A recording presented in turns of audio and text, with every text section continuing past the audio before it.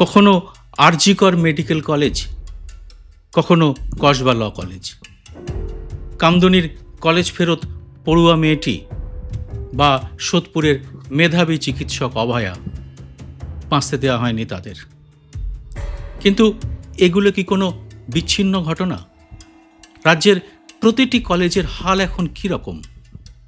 কেন রাজ্য সরকার এই হাল ফেরাতে একেবারেই উদ্যোগী নয়? আর কেনই বা এই সব কলেজগুলোতে দাপিয়ে বেড়াচ্ছে মনোজিৎ মিশ্র ওরফে ম্যাঙ্গোরা? গত কয়েকদিনে আমি এ ব্যাপারে অনেকের সঙ্গে কথা বলে বিষয়টি বোঝার চেষ্টা করেছি। কথা বলেছি বহু তৃণমূল নেতার সঙ্গেও, যাদের অনেকেই মনে করেন এর একটা বিহিত হওয়া উচিত। কারণ এভাবে চলতে থাকলে সাধারণ ঘরের ছেলে মেয়েদের পড়াশুনোর স্বপ্ন কার্যত স্বপ্নই থেকে যাবে। আর এর দায় কিন্তু নিতে হবে মুখ্যমন্ত্রী মমতা বন্দ্যোপাধ্যায়কেই। কেন এরকম ঘটনা বারবার ঘটছে? কেন আমাদের সরকার এ নিয়ে বিশেষ কোনো ব্যবস্থা নিতে পারছে না?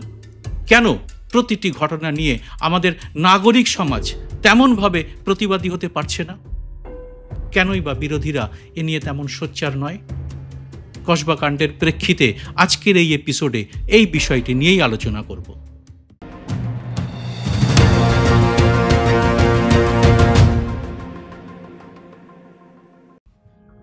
নমস্কার, সবাইকে স্বাগত। আমি সুব্রত বসু। প্রশ্নটা শুরু করা যেতে পারে এভাবে: মুখ্যমন্ত্রী একজন মহিলা হলেই কি রাজ্যে মহিলারা পরম স্বস্তিতে চলাফেরা করতে পারবেন? বা নারী নিগ্রহ বন্ধে অনেকটাই সফল হবে সেই রাজ্য? যেমন প্রশ্ন করা যায়, মুখ্যমন্ত্রীর দলে ঢুকে রাজনীতি করতে আসা মেয়েরাও কি তার দলের প্রভাবশালী নেতাদের হাত থেকে সুরক্ষিত থাকবেন? কসবা ল কলেজের ঘটনাটি সামনে আসার পর সে কথা কিন্তু আর বলা যাচ্ছে না। কারণ গতকালই আদালতে তদন্তকারীরা এই ঘটনার মূল অভিযুক্ত মনোজিৎ মিশ্র ওরফে ম্যাঙ্গোকে প্রভাবশালী আখ্যা দিয়েছেন। এই প্রভাবশালীর প্রভাবটা কিভাবে তৈরি হলো? কে বা কারা তা তৈরি করে দিল? আর তাকে বা তাদেরকে কি চিহ্নিত করতে পেরেছেন আমাদের মুখ্যমন্ত্রী? কেন তিনি এর দায় নেবেন না? তৃণমূলের ছোট বড় সব নেতাই বলেন, মুখ্যমন্ত্রীর মুখ দেখেই মানুষ তাদের ক্ষমতায় এনেছেন এবং রেখেছেন। মনোজিৎ মিশ্র বা তার ততোধিক প্রভাবশালী দাদা বা দাদাদের দেখে তো আর মানুষ তৃণমূলকে ভোট দেননি বা এখনো দেন না। মমতাও নিজেই বলেন দলে তিনিই সব, তার কথাতেই সব চলে।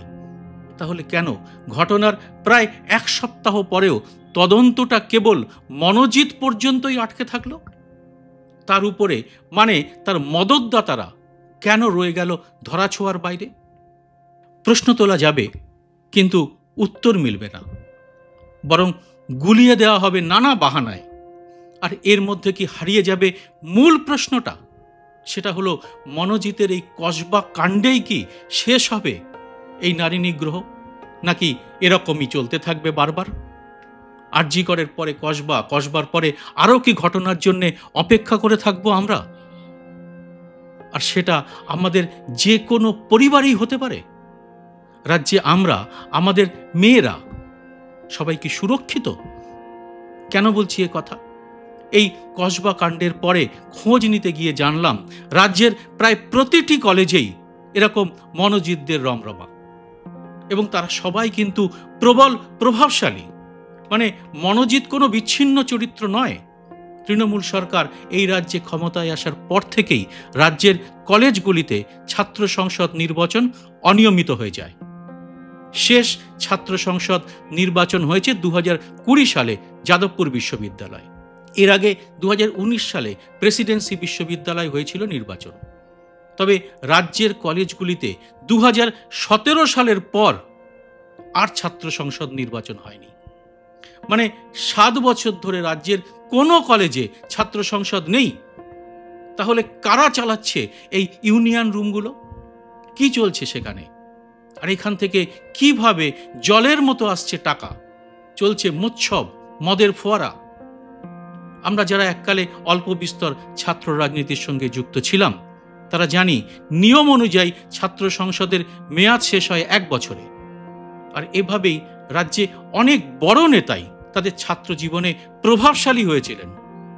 হ্যাঁ, প্রভাবশালী কথাটাই ব্যবহার করলাম, কারণ বুদ্ধদেব ভট্টাচার্য, সুব্রত মুখোপাধ্যায়, প্রিয়রঞ্জন দাসমুন্সী, অসীম চট্টোপাধ্যায়ের মতো বহু নেতা একসময় প্রভাবশালী ছাত্র নেতাই ছিলেন। তবে তাদের প্রভাব ছিল ছাত্র রাজনীতির অঙ্গনে। এখনকার প্রভাবশালী ছাত্র নেতাদের সঙ্গে তাদের তফাৎ কি, তা কি আমরা বুঝি না? কেনই টাকা তোলা দুষ্কৃতীদের প্রভাবশালী তৈরি করা হলো? কেন তাদের গায়ে ছাত্র নেতার ট্যাগটি লাগানো হলো? এটা আগে কেউ জানতেন না, এটা বললে তো ঘোড়াতেও হাসবে। আর এই সংস্কৃতি যতক্ষণ বন্ধ না করা হবে ততক্ষণ এরকম ঘটনা কিন্তু বারবারই ঘটতে থাকবে। নিরাপদ নই আমরা কেউই, তা তিনি যত বড়ই মমতা সমর্থকই হন না কেন। এই ঘটনাটি কিন্তু চোখে আঙুল দিয়ে সেটা দেখিয়ে দিয়েছে। এই সব কলেজ থেকে পাশ করে বেরিয়ে যাওয়া নেতারা কি কলেজের রাজনীতি ছেড়ে বৃহত্তর রাজনীতির ময়দানে প্রবেশ করছেন? না, তারা এই টাকার স্রোত ছেড়ে অন্য কোথাও যেতে চায় না। আর তাই তারা যে কোনোভাবে প্রভাব খাটিয়ে বেআইনি পথে কর্মী হয়ে থেকে যাচ্ছে নিজের কলেজেই।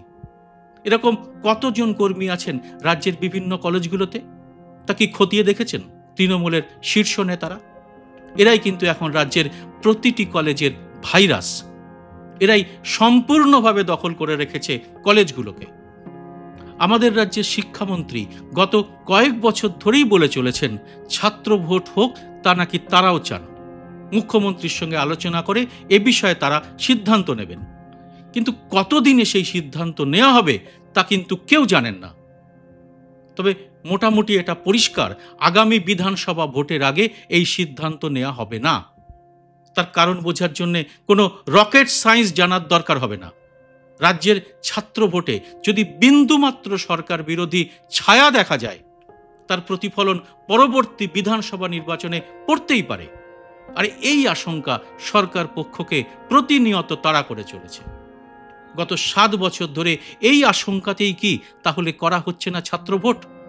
তবে ভোট না করলেও অবশ্য ক্ষতি নেই, কারণ ম্যাঙ্গোরাই তো এখন বিনা ভোটে দখল করে রেখেছে কলেজগুলো। কলেজের অধ্যক্ষ থেকে নিরাপত্তা রক্ষী সবাই তাদের ভয়েই থরহরি কম্পমান। সামনে 2026 সাল বিধানসভা নির্বাচন। এই কদিনে তৃণমূল রাজনীতির সঙ্গে যুক্ত যতজনের সঙ্গে কথা বলেছি সবাই প্রায় একই কথা বলেছেন। চলতি বছরটাও নানা বাহানায় ছাত্র ভোট না করে পার করে দেওয়া হবে। দিনের পর দিন ভর্তির ক্ষেত্রে শাসক দলের ছাত্র সংগঠনের নাক গলানো এবং অর্থের বিনিময়ে অযোগ্য ছাত্রছাত্রীদের বিভিন্ন কলেজে ভর্তি করানো নিয়ে বহু অভিযোগ উঠেছে। আজ সাউথ ক্যালকাটা ল কলেজে মনোজিৎ মিশ্রের বিরুদ্ধে হাজার হাজার টাকা নিয়ে ভর্তি করানোর অভিযোগ দিনের আলোয় এসেছে। সত্যি বলতে সারা পশ্চিমবঙ্গে এরকম হাজার হাজার ঘটনা ঘটেছে। সর্বত্র মনোজিৎ মিশ্ররা দিনের পর দিন এই কাজই করে চলেছে।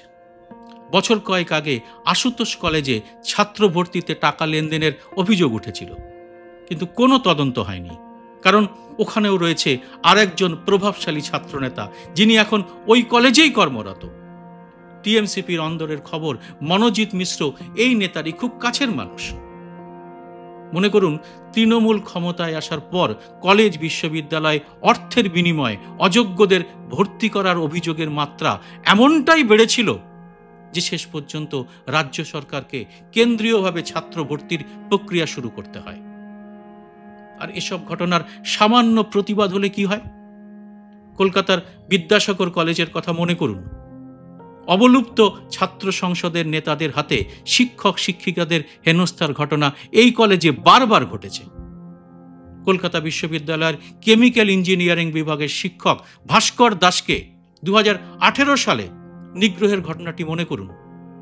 তার জন্য দোষীর কি কোনো শাস্তি হয়েছে? না, হয়নি। ওই নিগ্রহকারী এখন আরো প্রভাবশালী হয়েছে।